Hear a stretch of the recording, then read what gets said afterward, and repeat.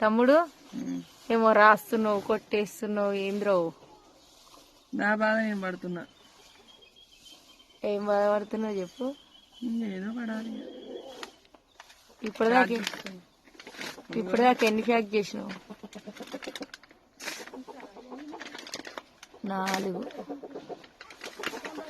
5 పక్క పెట్టి మిగతా 6, 7, కారం పొడి 8 ఇంకా 8 ప్యాక్ చేసినాం అనమాట ఈరోజు. 8, 9, 10, 14 గ్రేట్. గాని ఇల్లు అయితే 8, 9 ఇవన్నీ ఒక్కరికే. ఈ వైట్ పేపర్లలో చూపించినవి ఒక్కరికే.